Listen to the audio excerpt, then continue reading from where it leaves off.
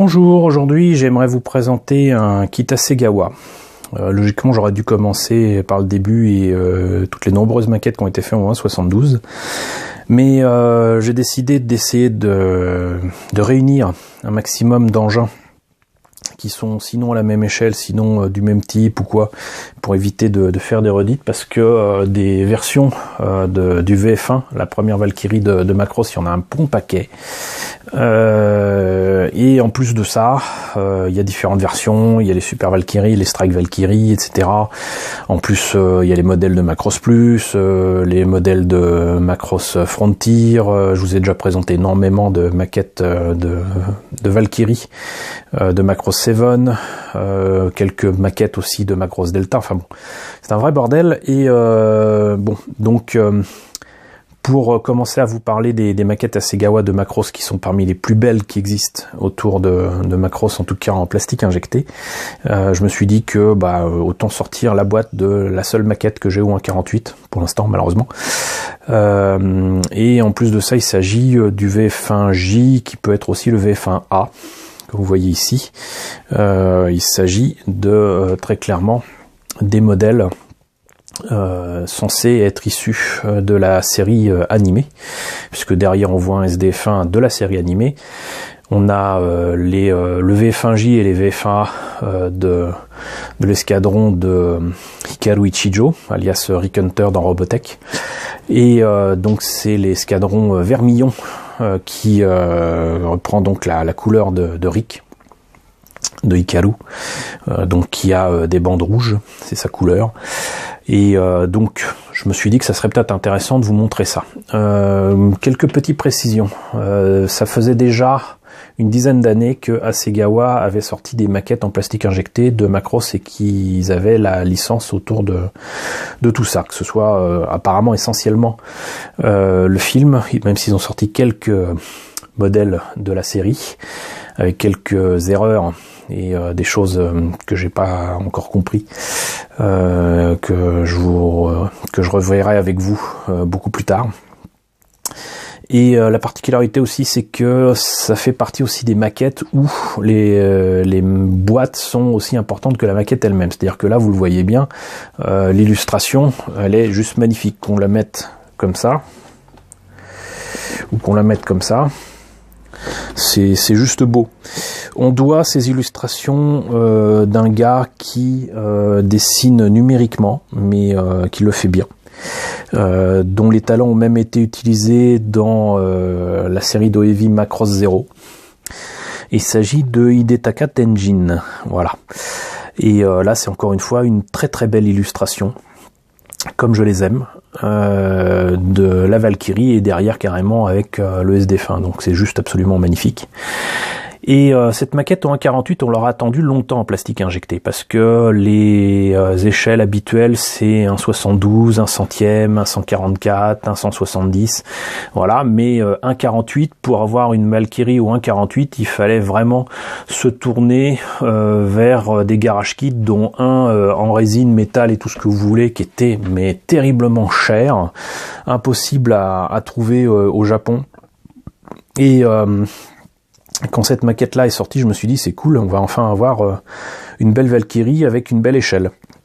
C'était sans compter sur d'autres sociétés qui avaient fait carrément les jouets transformables. Maintenant vous connaissez certainement la société Arcadia, mais à l'époque c'était Yamato. Et ils avaient sorti des premiers jouets au 1/60e. Les Valkyries de Macross Plus, c'était du 1.72 et ils avaient commencé à sortir des Valkyries au 1.48, c'est-à-dire qu'on trouvait cette échelle-là déjà en 2010, puisque la maquette date de 2010. On trouvait déjà les jouets depuis, je crois, 2007 ou 2008. Là, ce qui m'intéresse là, c'est que cette maquette-là, on va passer directement au prix, que je vous trouve ça. C'était pas bien cher. D'après ce que je vois là, c'était 3800 yens. Ça nous fait dans les 35 euros. Croyez-moi, pour du 1.48, c'est rien. Voilà. Une Valkyrie en 1.48, c'est quand même pas n'importe quoi. Et 35 euros pour ça, c'est vraiment pas cher, si je me trompe pas de prix. En plus de ça, c'est la qualité Hasegawa.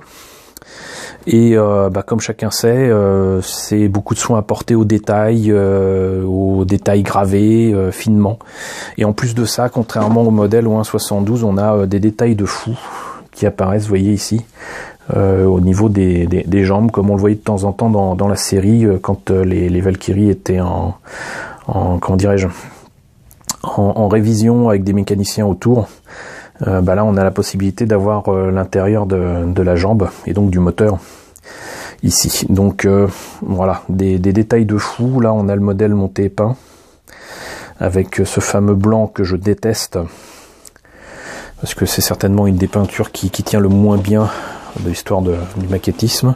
Et pour prouver encore une fois que c'est issu de la série, là on n'a que des images issues de la série de 1982. Rappelons que Macross date de 1982. C'est le film qui date de 84. Et voilà. Donc, je vous ai présenté l'historique d'Hasegawa et des maquettes Macross. Peut-être qu'on va essayer de voir ce qu'il y a à l'intérieur, malgré que ce soit une grosse boîte, on va voir ce que ça donne. Petite précision, j'ai commencé à peindre ce kit, j'avais la prétention de pouvoir la réaliser il y a quelques années quand j'ai déménagé. Et je voulais en plus utiliser une bombe de peinture citadelle bleue qui me semblait convenir parce que, comme je l'ai dit, c'est le VF1J, VF1A. Et comme il y a beaucoup de versions selon les pilotes, il y a des couleurs différentes, etc. Moi, j'aime beaucoup Maximilien Sterling, alias Maximilian Genius dans Macross, la version originale. Et son VF1J est bleu. Voilà, j'aurais pu éventuellement faire son VF1A, mais le VF1A a quelques parties bleues, mais surtout c'est du blanc, et comme vous l'avez compris, je ne supporte pas le blanc. Donc, choix qui était tout à fait logique, j'ai commencé à le peindre en bleu, mais on y reviendra. La notice, noir et blanc, grosse planche de décalque, allez hop, tant qu'on y est. Alors là, du coup, par contre, la version que j'ai choisi de faire existe certainement dans une autre boîte, avec la bonne planche de décalque. Mais là, vous voyez, je n'ai que les marquages rouges, bleus et marron de l'escadron Vermillon, avec donc Hikaru Ichijo, Max Genius et Kakizaki. Donc un gars plutôt fort qui est donc le 3e larron et qui disparaît non seulement assez vite dans le film, mais pas aussi rapidement dans la série, mais comme il servait à rien de toute façon, voilà. Donc des décalcos de fou quand même. Là par exemple les panneaux de contrôle du cockpit, tout ce qu'il faut pour faire les numéros, les marquages, les trucs de servitude, etc. On voit bien que là, par exemple, c'est 101 pour Ichijo, 111 pour Genius et 112 pour Kakizaki. Les fameux UN Spacey et le fait qu'il soit sur le Prometheus, le SD-1 ou l'arme One. Donc, sachant que le Prometheus c'est pour les Valkyries, les engins volants, et l'autre... on va dire, c'est pas un porte-avions du coup, mais l'autre transporteur qui sert de bras droit au SDF-1, c'est pour les destroïdes, et il s'agit non pas du Prometheus, mais du Daedalus, voilà. Et il y a même les décalcos pour faire comment dirais-je, une partie de la verrière, voilà.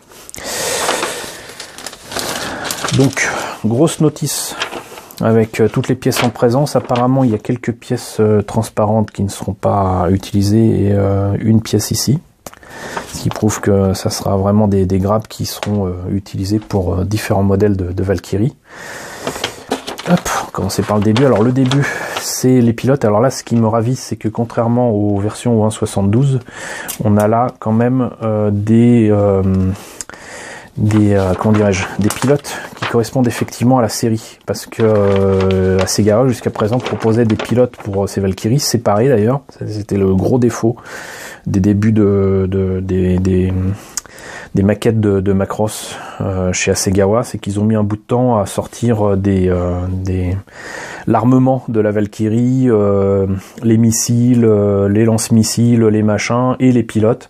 Et tout ça, même s'il y avait l'armement de la série, les pilotes par contre n'étaient que les pilotes du film et pas de la série animée. Donc là, on a le pilote de la série animée, ça c'est cool. Par contre, pour le cockpit, je suis pas persuadé que ce soit le cockpit de la série animée, mais je me trompe peut-être. Et enfin, on a étrangement 2 verrières pour le cockpit, pour le fermer. L'un avec un cockpit où il y a le marquage de moule, j'imagine, qui est caractéristique de Hasegawa. Alors j'imagine que c'est parce que comme ça permet de faire une verrière plus fine. Là du coup, il n'y a pas à poncer, mais c'est pas fin. Je pense que c'est ça. Les connaisseurs de montage de maquettes d'avions de chez Hasegawa me le préciseront dans la section commentaires. Les trains d'atterrissage sont en plusieurs parties, donc comme s'il y avait un pneu, etc. Ça c'est cool. En plus au niveau peinture c'est beaucoup plus simple. On termine avec la partie du nez de l'appareil, les différentes têtes, donc VF1J, VF1A, le gun pod, la partie centrale de l'engin, hein, donc le torse du robot, quoi. Les ailes peuvent bouger et bougent symétriquement, ça c'est un bon gros classique. L'arrière avec l'empennage arrière évidemment n'est pas articulé, donc c'est à coller, mais c'est facile à faire. Il faut juste respecter l'angle de prise de l'empennage arrière, quoi. Donc tout ça se met ensemble. Ensuite on attaque les bras, c'est étonnamment compliqué. Et les jambes, avec la partie moteur où on peut apparemment faire une version ouverte ou fermée des tuyères. Les trains d'atterrissage qui vont se placer dans les jambes. La partie moteur qui est donc du coup détaillée et qui doit demander un petit peu plus de soin en termes de peinture. On finit les jambes avec les trains d'atterrissage ouverts ou fermés. Beaucoup de pièces transparentes ici et là, donc ça c'est cool.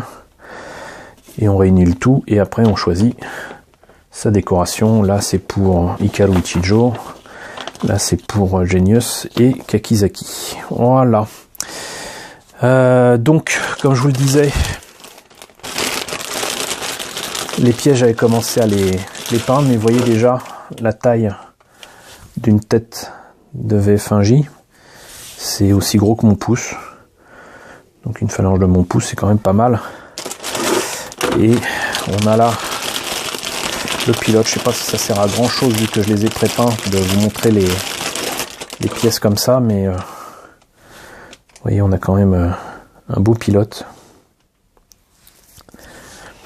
qui, j'imagine, est certainement différent pour la Strike Valkyrie, mais j'avais pas les moyens de l'acheter. Et c'est pas si cher que ça, mais voilà, quand on n'a pas de sous, on préfère parfois payer son loyer et manger que d'avoir des maquettes.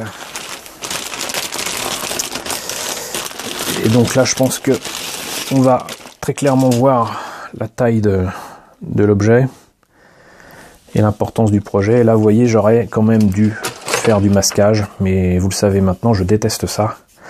Mais ce qu'il va falloir que je fasse, c'est que je vais devoir poncer fin sur ces parties-là.